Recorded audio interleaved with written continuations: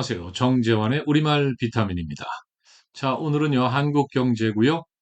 홍성호 기자의 열려라 우리말.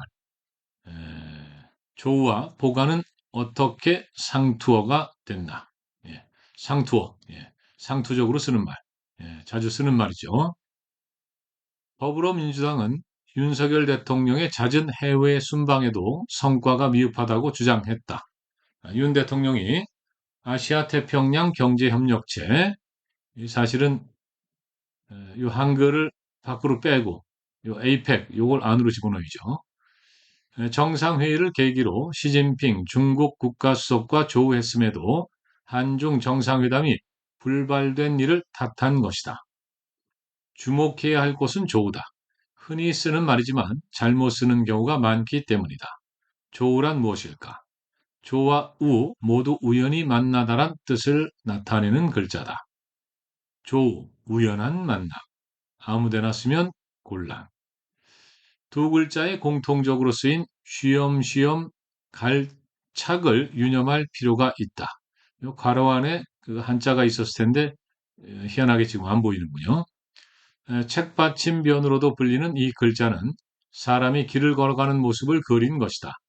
즉, 길을 가다 A와 B가 조우했다는 의미로 예기치 않게 만났을 때 쓰는 단어가 조우다.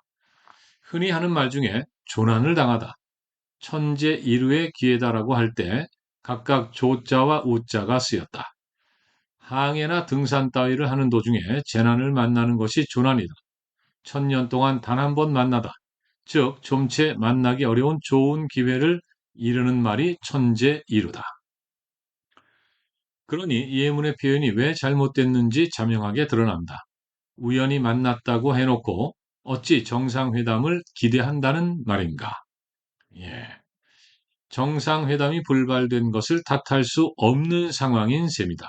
하지만 더 본질적인 오류는 이 문맥에서 조우 자체가 적절치 않은 말이라는 점이다.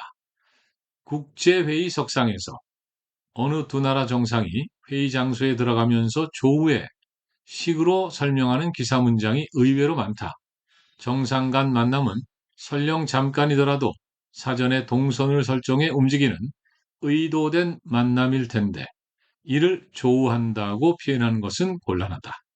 예, 의도된 만남, 약속된 만남. 그러니까 예상할 수 있는 만남. 그러니까 이 조우 이걸 쓰는 것은 곤란하다. 아마도 정확한 뜻을 모른 채 단순히 짧은 만남이란 뜻으로 이 말을 쓰는 것일 수도 있다. 그러다 상투어가 됐을 것이다.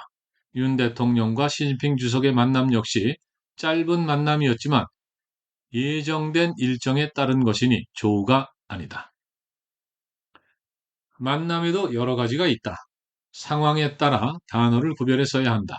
우연한 만남을 가리키는 조우를 비롯해 단순히 서로 만나는 것은 상봉, 이산가족 상봉이라고 한다. 일정한 목적으로 여럿이 한데 모이는 것은 회동, 여야 대표 회동이다.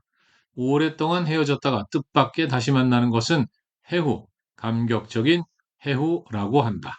이들을 모두 아우르는 말은 만남, 만나다이다. 이렇게 비교해 보면 우리 고유어가 가장 편하고 친근한 말이라는 게 드러난다. 글쓰기에서 단어의 정확한 쓰임새를 잘 모르면서 굳이 한자어를 쓰는 것은 오로지 잘못된 습관 탓이다. 이 굳이 한자어 쓰다가 망신당한 분들 많죠. 특히 이제 정치인들 가운데. 보가는 드러나지 않은 마음속 생각. 금융당국이 5대 시중은행 중심으로 굳어진 과점 체제를 깨기 위해 신규 플레이어 진입을 적극 유도하기로 했다.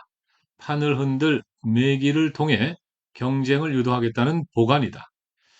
5일 금융위원회는 이런 내용을 골자로 한 은행권 경영 영업 관행 제도 개선 방안을 발표했다.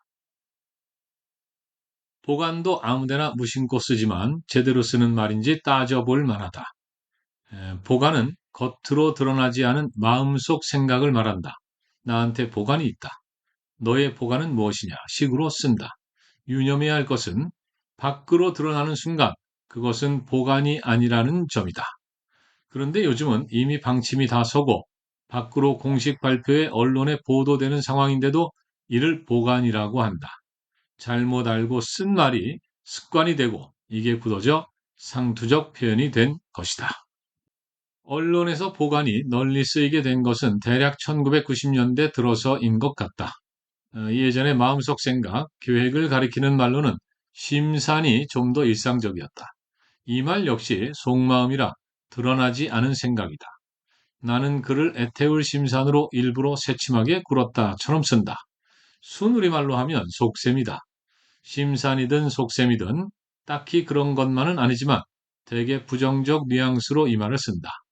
신문 언어로 보관을 많이 사용하게 된 데는 그런 까닭이 있는 것 같다. 그래도 보관의 요즘 쓰임새는 본래 의미와 너무 동떨어져 있다. 드러난 생각에는 계획이나 방침 정도를 쓰는 게 좋다. 그러니까 조울한 말, 우연한 만남이니까 미리 약속한 거 이런 경우엔 쓰지 말자. 보관도 드러나지 않은 속마음이니까 이미 밝혀진 것에는 쓰면 안 된다. 그렇죠? 계획, 방안 이런 걸 써야 된다. 그런 얘기입니다. 청정환의 우리말 비타민 시청해 주셔서 고맙습니다. 한글이 희망입니다. 아리아리!